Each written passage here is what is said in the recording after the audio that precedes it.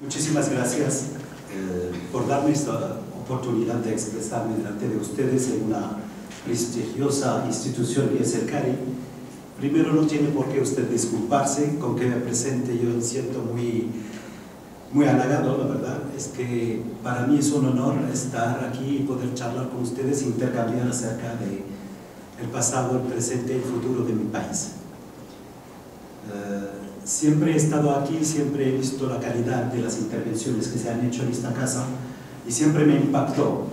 Y hoy que me toca hablar a mí, espero estar a la altura de esta calidad que siempre conservó el CARI y no defraudar a los que están escuchándome. Marruecos está situado en el extremo norte occidental de África. O sea, está situado geográficamente a 14 kilómetros de Europa y, como decía el difunto rey Hassan II, Marruecos es como un árbol cuyas raíces están en África y el follaje está en Europa. Así que nosotros gozamos de una diversidad cultural, de una diversidad ideológica, de una diversidad enorme a nivel poblacional, que la entendemos siempre como riqueza y la vivimos como una riqueza. Marruecos es un país arraigado en la historia, porque participó, era actor, era testigo de todas las peripecias que tuvieron lugar en el Mediterráneo. Estuvieron allí romanos, antes de romanos, fenicios, cartagineses, y participamos de esta historia común del Mediterráneo hasta la llegada del Islam en el siglo VII. Al llegar al Islam, Marruecos se conformó en un reinado desde entonces hasta hoy en día. Una monarquía que no siempre tuvo la misma familia reinante, pero la actual está desde hace 4 siglos. Es para situarles un poco el contexto histórico de Marruecos. Marruecos en el siglo XX estuvo también bajo yugo colonial. Como todos los países de la región, nosotros sufrimos una colonización, pero era una colonización atípica, que no se parece en nada a las demás colonizaciones que se conocieron en los demás países. Primero tardó Marruecos en ser colonizado hasta 1912, porque era un país con una historia y una trayectoria histórica un poquito singular. Éramos el único país de la región árabe que no estuvo bajo dominio turco-otomano, que se quedó independiente hasta la colonización. Esta colonización, digo atípica, por la simple razón de que en nuestro país no entró un solo colonizador de una vez y salió de una vez. Marruecos ha sido colonizado por etapas en el espacio y en el tiempo. Significa que el extremo norte de Marruecos estuvo bajo protectorado español. El centro de Marruecos estuvo bajo protectorado francés. Este protectorado francés estaba atravesado por 2 provincias colonizadas por España, que son Sidi Ifni y Tarfaya.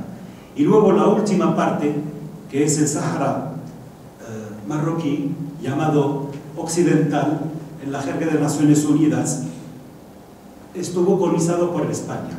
Entonces, al recuperar Marruecos su independencia, no la recuperó de golpe.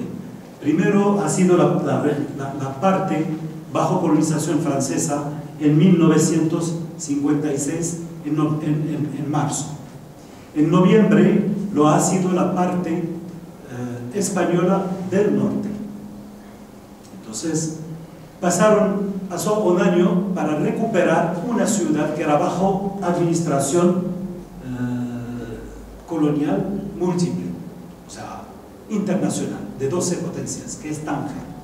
Tánger volvió a Marruecos en 1957. En 1959 recuperamos otra provincia de las que atravesaban la parte francesa, pero que estaban colonizados por Francia, que es Tarfaya. En 1969 recuperamos Sidi Ifni, que es otra provincia que estaba bajo la colonización española. Y por último, en 1975, el Sahara marroquí. Entonces es una colonización así traumática, abrió el paso a varios problemas. de los cuales podemos hablar luego. Marruecos, después de la independencia, eligió un camino claro, que era el camino del multipartidismo, de la libertad sindical, de la libertad de prensa. Significa que era casi el único país árabe que no fue eligiendo el partido único, la economía dirigida, porque en los años 50 este modelo era muy de moda y lo eligió casi la mayoría o la plena mayoría de los países árabes y gran parte de los países africanos. Marruecos eligió este camino, no era perfecto el camino.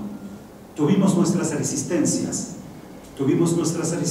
que provocaron reacciones. Tuvimos nuestro pasado con dificultades, con problemas, con estado de excepción desde el 65 hasta el 76, pero Marruecos supo tratar con su historia y supo capitalizar sobre su experiencia, supo abrir el camino al diálogo entre sus componentes, pero Marruecos se hizo de todo, pero nunca se prohibió un partido político. El espectro ideológico de Marruecos va del Partido Comunista hasta el partido más liberal, y así lo vivimos hasta hoy en día. Y esta variedad es una forma de salvaguarda de nuestra democracia y de nuestra diversidad ideológica. Practicarlo es para nosotros una doctrina que hemos adoptado desde la independencia, de la cual no queremos en ningún caso sustraernos. Pasaron varios momentos en la historia de Marruecos, como dije, en que había dificultades y había resistencias, porque también el modelo del partido único tuvo sus adeptos en Marruecos y hubo resistencias en Marruecos a este modelo, y había gente que quería probar este modelo y que militaba por llegar a este. Desde el otro lado del poder también se practicaron algunos métodos que no eran muy ortodoxos para no aceptar y para rechazar resistir a esta ambición de instalarnos en un régimen totalitario. Vinieron los años 90 y empezaron la primera generación de reformas, con la instalación de lo que llamamos hoy el Consejo Consultivo de Derechos Humanos, cuya labor era un poco reconocer los abusos, corregirlos y poder establecer una forma nueva de convivir, donde no se puede volver a atravesar el mismo camino de violación de derechos humanos. Era una forma en que Marruecos se conciliaba con su pasado. Entonces, este mismo Consejo Consultivo instaló lo que se llama la Comisión Equidad y Reconciliación, o sea, una instancia Equidad y Reconciliación cuyas conclusiones están hoy en día constitucionalizadas en nuestra Constitución. Esta operación se ha hecho en base de una gran audacia, de un coraje bastante importante para nosotros, porque se ha hecho por un rey que estaba juzgando un periodo de su propio padre. Pero claro está, su padre no era el responsable de esta situación. Había varios factores, un contexto regional, pero Marruecos, animado de buena voluntad, quiso abrir estos expedientes, hablar de ello, y tuvimos varios tipos de reparaciones. Reparación material a las víctimas, reparación material a las regiones que tuvieron estos abusos, pero también y sobre todo un reconocimiento público de que hubo, para que tener garantía de que no se vuelva a caer en lo mismo. Entonces había en las televisiones públicas marroquíes audiencias, gente que hablaba de lo que pasó, cómo pasó y por qué no tenía que volver a pasar. Era una especie de terapia colectiva por la cual pasamos y la cual sirvió mucho, porque Marruecos hoy en día goza de una gran estabilidad y de un gran respeto a nivel internacional y sobre todo en el tema de derechos humanos. También a finales de los 90 conoció lo que se llama el gobierno de alternancia. El primer gobierno socialista en Marruecos tuvo lugar en 1998 bajo el reinado del difunto rey Hassan II. Este gobierno lo lideró Abdurrahman Yusri. ¿Y quién es Abdurrahman Yusri? Era un hombre que estaba condenado a muerte en 1965. Entonces, esto es la manifestación de que esta reconciliación ha cuajado. También los que tenían esta ideología un poco izquierdista extrema, que querían instaurar el partido único, renunciaron mucho y se convirtieron en demócratas y se tendieron la mano y empezamos en Marruecos con todas sus fuerzas a construir lo que es el Marruecos moderno de hoy. Entonces este señor formó su gobierno y formó el segundo gobierno después en dos periodos. Entonces Marruecos ya iba encaminado hacia un camino de reformas a nivel institucional, a nivel político y hasta a nivel de comunicación con los diferentes poderes del Estado. En la era de Su Majestad el Rey Mohammed VI, que empezó su reinado en 1999, conoció varias reformas y de todo tipo de reformas, desde la reforma de la economía, instaurando nuevos mecanismos de códigos de trabajo, códigos de empresa, de inversión, etcétera, programas ministeriales de desarrollo del sector industrial, del sector agrícola, del turismo, todo se hacía con vocación de desarrollar el país, sobre todo siendo un país que no somos un país rico en recursos, pero en recursos humanos sí. No somos el único país árabe que no produce petróleo hasta el momento. Entonces, esto hace de nosotros un país que tiene que valerse por su potencial humano. Entonces, se hicieron varios programas ministeriales cuyo objetivo era desarrollar sectores. Entonces, entramos en una fase intensa de desarrollo. Y la reforma no tocó solo el lado económico, sino también el lado de la familia. Tuvimos un nuevo código de la familia, que es un código civil muy progresista para nuestro contexto regional, donde la mujer toma la misma responsabilidad y los mismos derechos que el hombre, porque entendemos en Marruecos que no podemos desarrollarnos olvidándonos del 50% de la población marroquí, que es la mujer, y de cuyo aporte puede ser muy importante y decisivo para nuestro progreso. Ahí que el Código de la Familia era una revolución. Era una revolución en todos los sentidos porque intentó compaginar entre sus orígenes religiosas, porque sí, seguimos siendo un país musulmán, seguiremos siendo, pero también abiertos a la modernidad. Entonces había cuestiones donde había que interpretar y había que llegar a un consenso con el cual tenemos que construir este futuro. Estas reformas en Marruecos siempre se hicieron en base a una aproximación inclusiva y participativa, de forma que se han instaurado comisiones, por ejemplo, en el caso del Código de la Familia, donde estaban presentes ulemas, que son teólogos, que son representantes religiosos, entre comillas, aunque en el Islam no hay clérigo, y también feministas, progresistas, conservadores, que han trabajado durante años para llegar a un texto consensual, que iba a ser no solo aceptado por el Parlamento, sino aceptado por la población de forma general y no levantar ningún tipo de resistencias. Entonces llegamos a un texto consensuado que para nosotros es un gran éxito y nos abre el camino hacia la modernidad.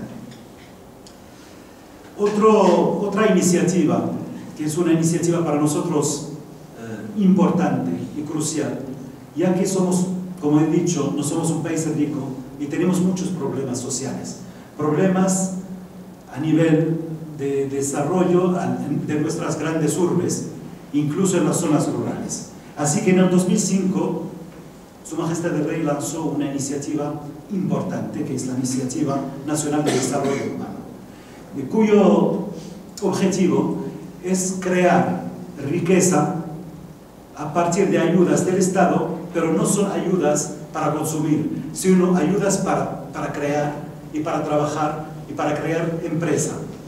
Y de ahí que en todos los rincones de Marruecos el rey viaja personalmente a todos los pueblos, a todos los barrios marginales de las ciudades, y va a ayudar y a abrir proyectos donde se pueda crear. De hecho, por ejemplo, tenemos varias historias de éxito.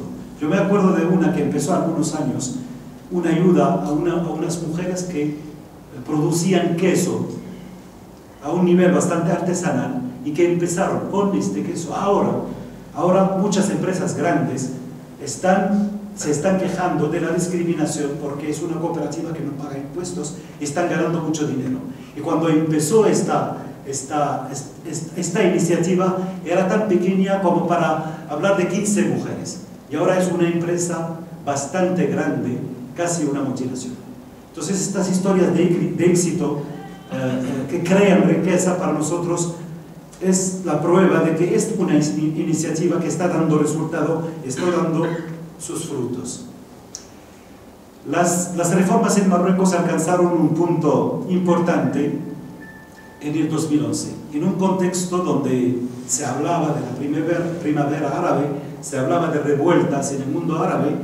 Marruecos tomó la decisión a través de su majestad del rey de reformar la Constitución. Esta reforma de la Constitución es una reforma muy importante para nosotros, pero interviene en el tiempo, en el contexto de la primavera árabe, pero nada tiene que ver con la primavera árabe, porque viene como una coronación de un proceso de reformas que había empezado en los años 90, porque Marruecos ha tenido la audacia de empezar temprano estas reformas. Ello significa, surge la pregunta de que si hubo o no hubo manifestaciones en Marruecos relacionadas con esta primavera árabe. Sí las hubo, muy pequeñas, no con tanto impacto, y además no eran algo nuevo, porque en Marruecos el concepto manifestación es normal, asumido y existe desde siempre. Y si van ustedes hoy en día a Marruecos cerca del Parlamento, encontrarán manifestaciones de gente que pide luz, otra agua, otra que pide trabajo, otra que pide diálogo para no sé qué, y es algo normal. Nunca choca ni a la población ni a las fuerzas de seguridad. Las fuerzas de seguridad tratan de forma muy civilizada con estas manifestaciones, y el concepto cuando apareció en esta primavera árabe no era algo chocante. Y hay que tener en cuenta que cuando en los países donde surgió la primavera árabe eran todos regímenes militares, algunas veces maquillados de otra forma, pero en Egipto había un militar, en Libia había un militar, en Túnez había un militar, en Yemen había un militar. En casi todos los países que conocieron esta primavera árabe había regímenes militares que han intentado metamorfosearse en civiles con partidos políticos, pero guardando el alma de un régimen militar dictatorial. En Marruecos nunca hubo este caso, porque somos una monarquía desde hace siglos que va evolucionando al son del pueblo, escuchando al pueblo, interaccionando con el pueblo. De hecho, por eso llegamos al multipartidismo, y el pueblo marroquí siempre tuvo métodos y tuvo vías para poder expresarse, de sus sindicatos, de sus partidos políticos, de sus organizaciones de sociedad civil. Marruecos es una organización dinámica, es una sociedad dinámica, donde la sociedad civil participa de una forma muy influyente en el poder. De hecho, nada se hace en términos de reforma sin consultar a jóvenes, a asociaciones de jóvenes, de mujeres, de defensa de derechos humanos, integrándolos en este esfuerzo, para que este esfuerzo lo capitalice todo el mundo, este esfuerzo lo considere suyo todo el mundo. Así que todas las reformas en Marruecos se hicieron sobre esta base, participativa e inclusiva.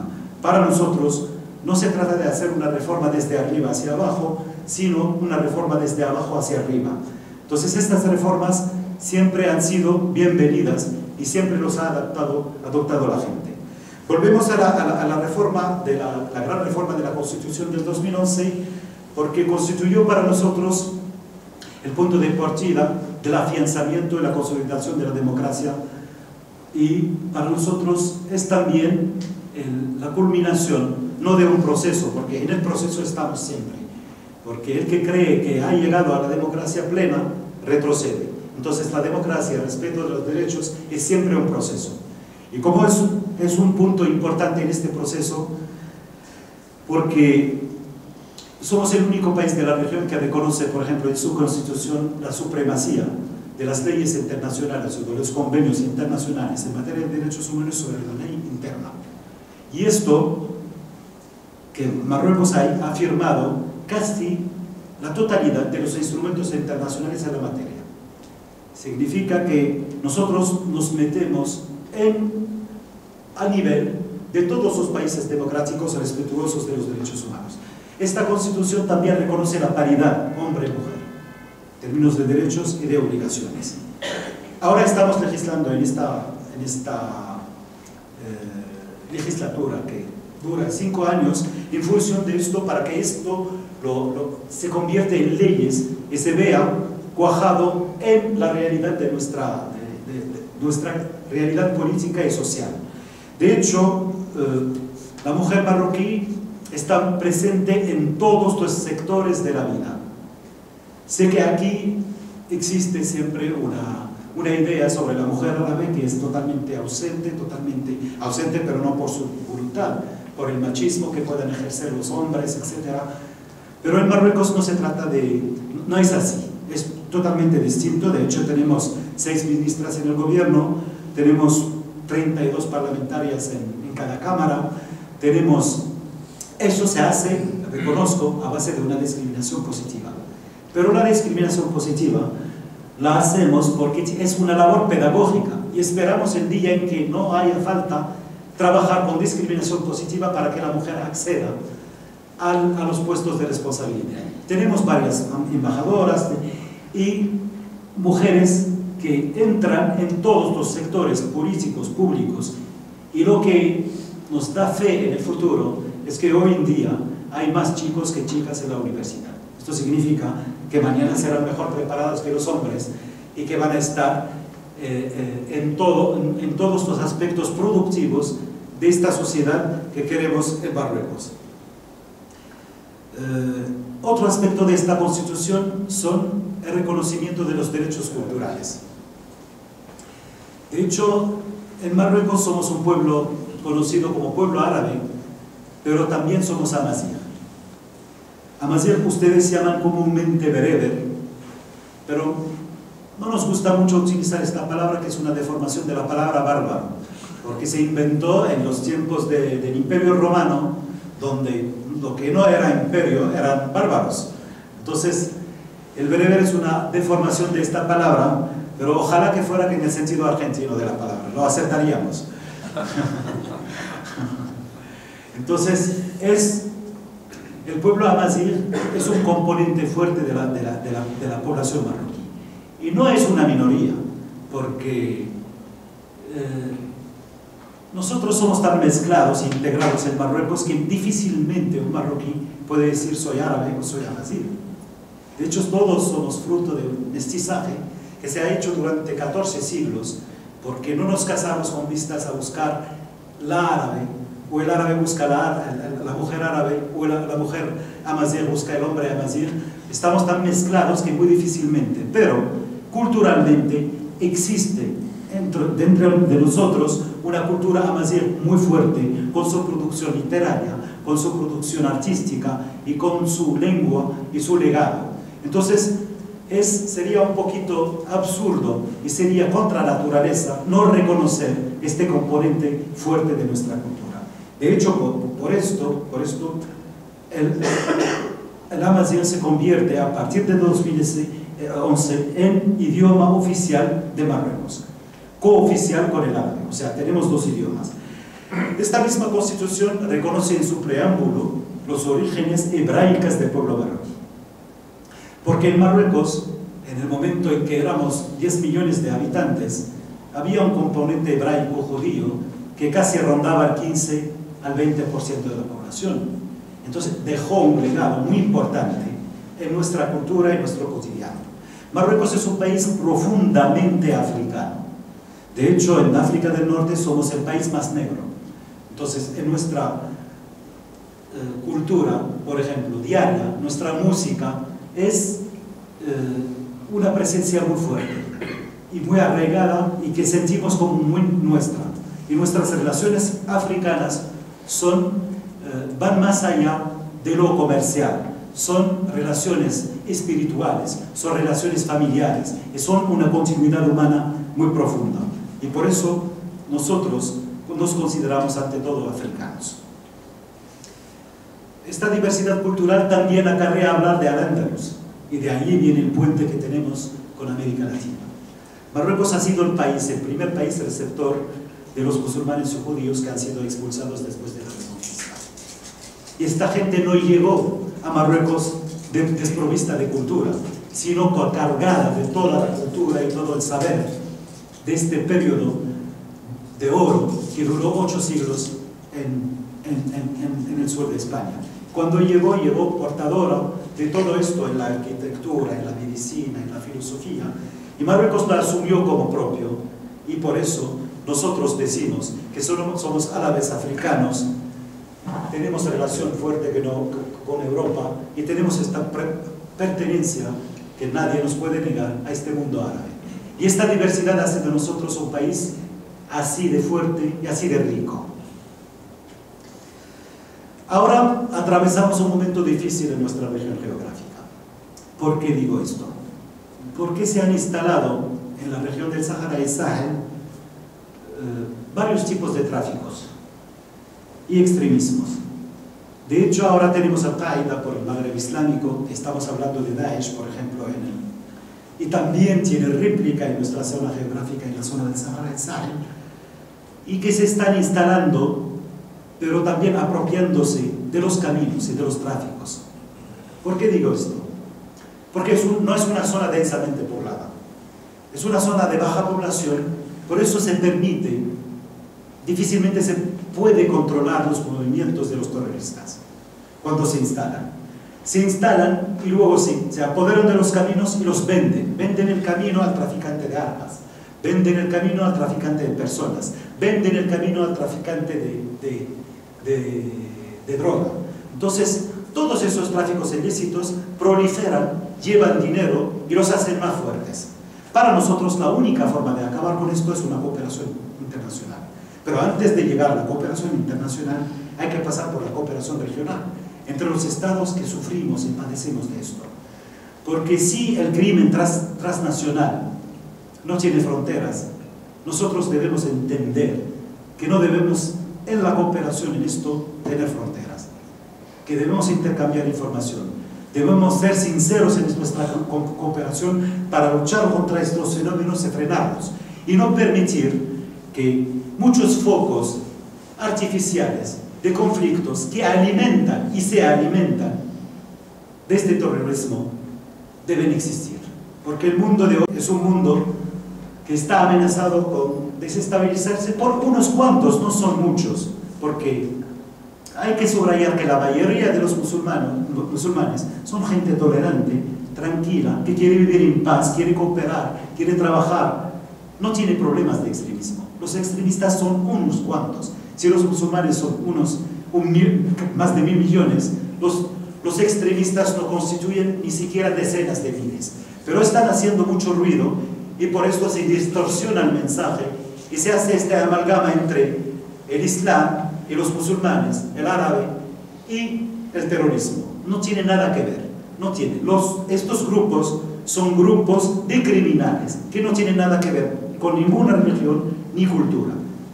Y de hecho, para acabar con este tipo de criminalidad, la única forma es la cooperación regional, que la verdad es que está teniendo dificultad en poder concretizarse. América Latina tiene que ver con esto.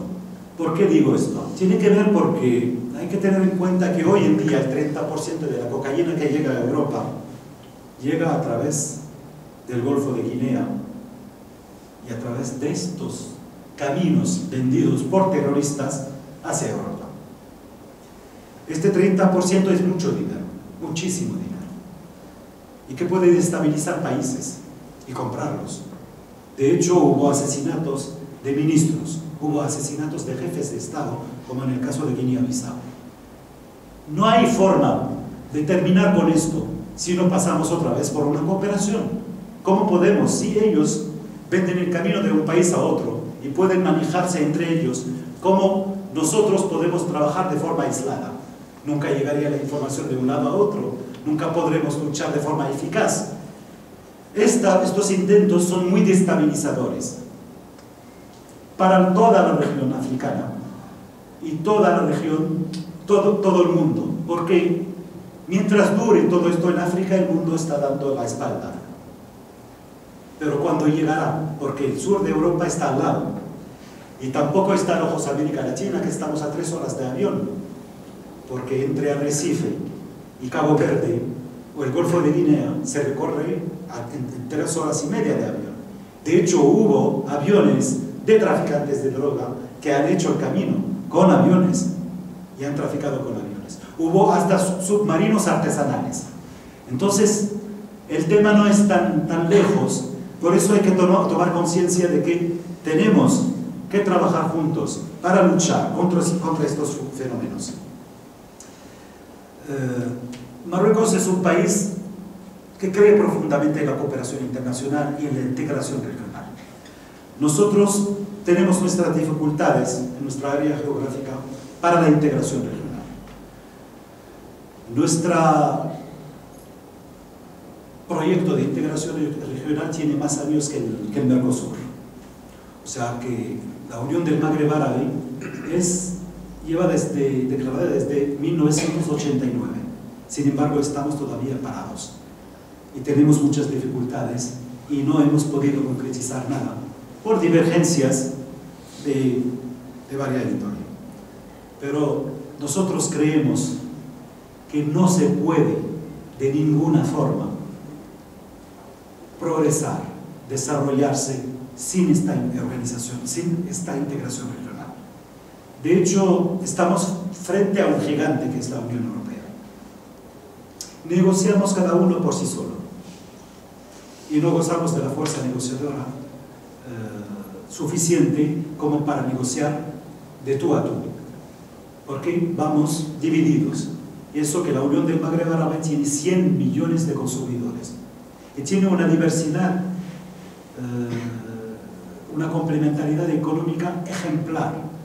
Entre todos tenemos agricultura, tenemos turismo, tenemos energía, tenemos de todo para ser fuertes, pero no lo somos hoy. Hoy en día no lo somos porque estamos todavía divididos y no sabemos por qué no nos unimos. Entonces, de hecho, Marruecos, en su anhelo de diversificar, de tener una relación con todos, ahora, hoy en día, tiene una relación muy fuerte con América Latina. Una presencia diplomática sin par entre o sea, como país de nuestra área geográfica. Tenemos alrededor de 9 embajadas en América Latina, desde México, pasando por Guatemala, Colombia, Perú, a Brasil, a Argentina, Chile, a República Dominicana, y queremos reforzar más esta presencia diplomática, porque creemos que con nuestra presencia podemos hacer crecer los lazos a nivel comercial, económico, a nivel cultural, y podemos hacer de América Latina un destino de nuestros productos y poder recibir estos productos latinoamericanos y poder hacer de esta cooperación sur-sur una realidad que es nuestro eje maestro de nuestra agenda internacional. Marruecos también tiene una fuerte relación con la Unión Europea. De hecho, hoy en día es nuestro primer cliente y proveedor. Somos el primer país a firmar un acuerdo de asociación en el sur del Mediterráneo con la Unión Europea. Pero nosotros pasamos a una velocidad más allá del acuerdo de asociación. Nuestra relación con la Unión Europea es una relación ahora que se llama en fase de estatuto avanzado. ¿Qué significa esto? Significa todo menos las instituciones.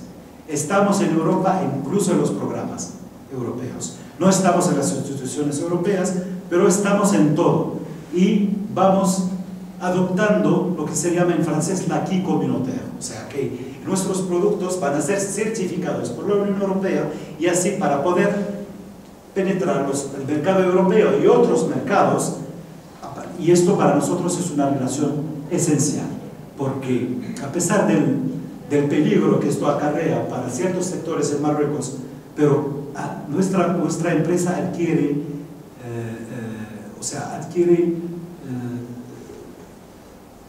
competencia, podrá competir, porque es una cultura de competencia. De hecho, Marruecos es un país comercialmente abierto y esto no es fácil de asumir a nivel comercial. Y es muy difícil. De hecho, tenemos una relación de libre comercio con Estados Unidos, con la Unión Europea, con 4 países árabes que son Egipto, Líbano, Jordania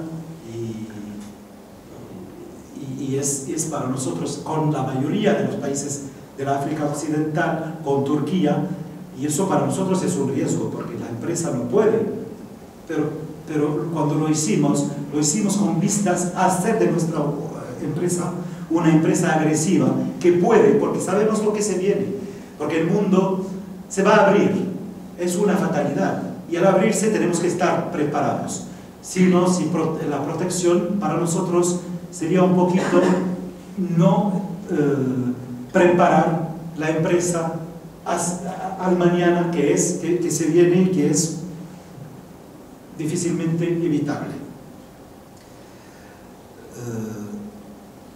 Hablé de nuestra presencia diplomática en América Latina, pero quiero también hablar de nuestro afán de pertenecer a las instituciones americanas.